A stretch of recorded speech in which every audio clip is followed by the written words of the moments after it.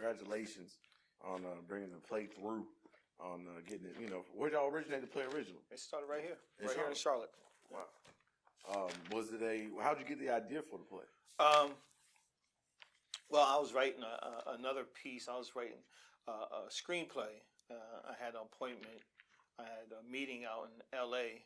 To go and shop this screenplay, and it was just revising Mahogany. I starred Diana Ross and Billy D. Williams, and I just revised it. I was revising it to make it an update version. At the time, I believe it was like a 2013 version.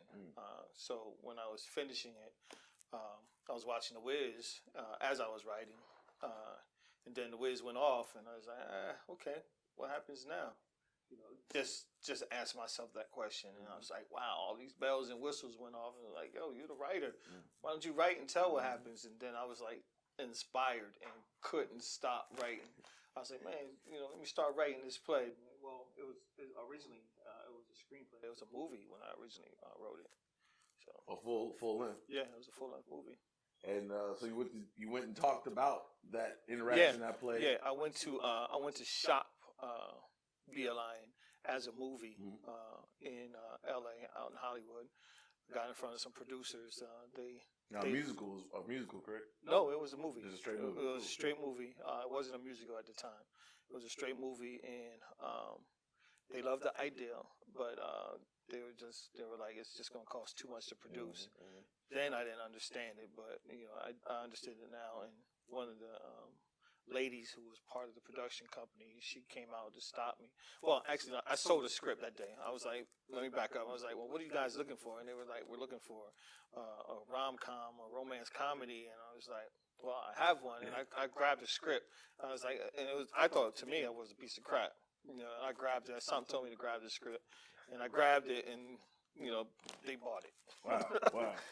and they didn't buy Be a Lion. So. Now, was that your first screenplay that you wrote and sold? Yeah, that was the first one I sold. So, how was that experience? It was cool. It was bittersweet because I really wanted Be a Lion to sell. Be a Lion to me was an incredible storyline, and it told a lot. It had a lot of innuendos, and it had a lot of meat and good storyline, man. And I was just hurt that it didn't sell. So but I was relieved that I didn't go all the way out there for nothing. Back to it was your first screenplay, and you wanted Be a Lion to be the screenplay that you sold, but you got a chance to sell the screenplay, and so you said that was a good experience, but bittersweet. But how did that impact you into creating Be a Lion on your own and producing? The young lady came out. She stopped me. On the way out, she felt kind of bad, man. I was like a sad puppy, man. Yeah. In my mind, man, Be a Lion was going to sell for $1 million, man. So I was a sad puppy, and she came and stopped me, and she's like, "Have you ever considered putting Be a Lion on stage in theater or a cartoon with it?" And I was like, "No, not really." And I wasn't really trying to hear that at that time. I was in LA trying to pick my spirits up a little bit. So, but I thought about it in the hotel, and I was like, she might got a point, man. So, that's how Tyler did his stuff. All his work started from the theater. So I was like, you know what? That might be the route that I got to take. Yeah. What was the process of writing Be a Lion? Like, how did you come up with? How did you go further? It was. I started out with, okay, what happens? That was the question. What happens now?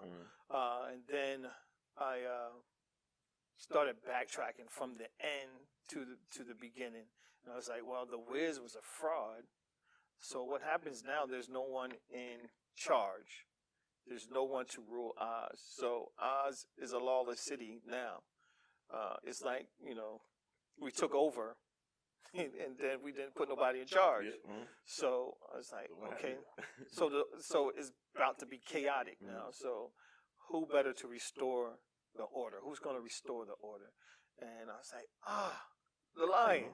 He got his courage. So, and the story just kept going and going. And every day that I was writing, I had to have the Wiz on Pandora, or I had to have the DVD playing, and just so I would have the DVD playing on one computer next to me, and as I'm typing on my other computer, and then I will notice something that I have not noticed. The many times of watching The Wiz, little things I was like, cool, yeah.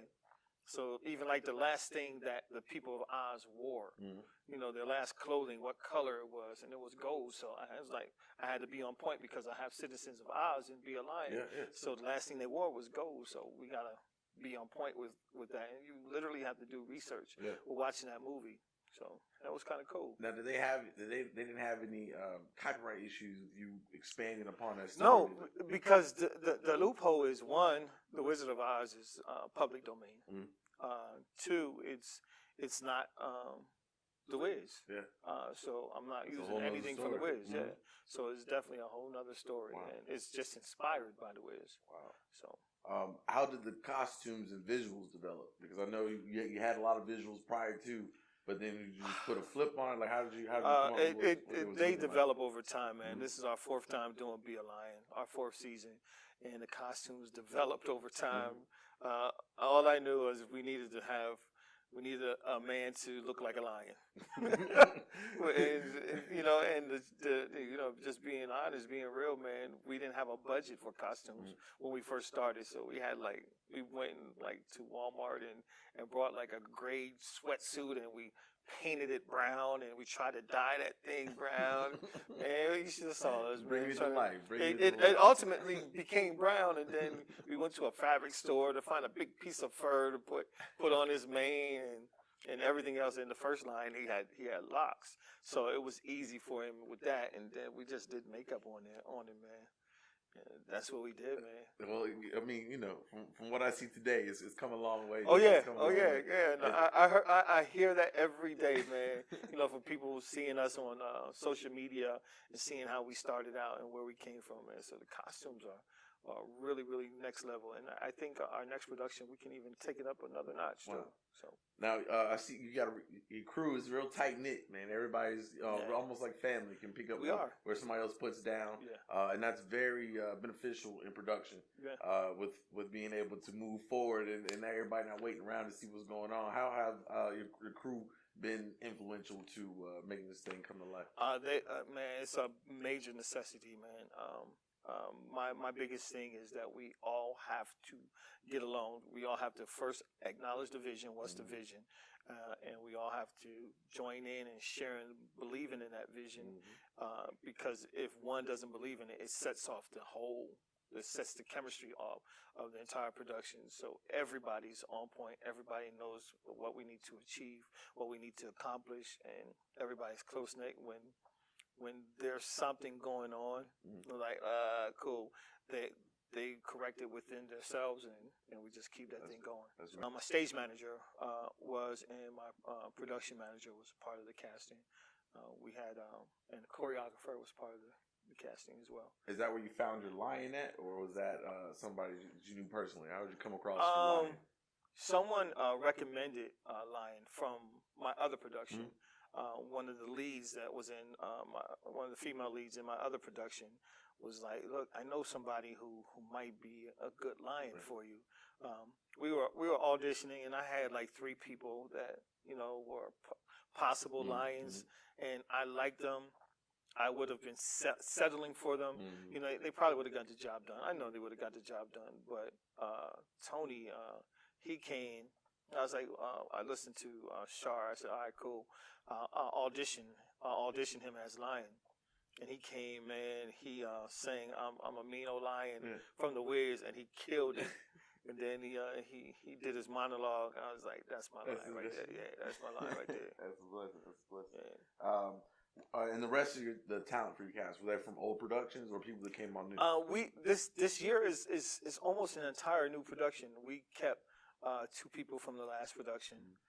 So it's like 95%, 98% of a new cast. So this is their first time performing it.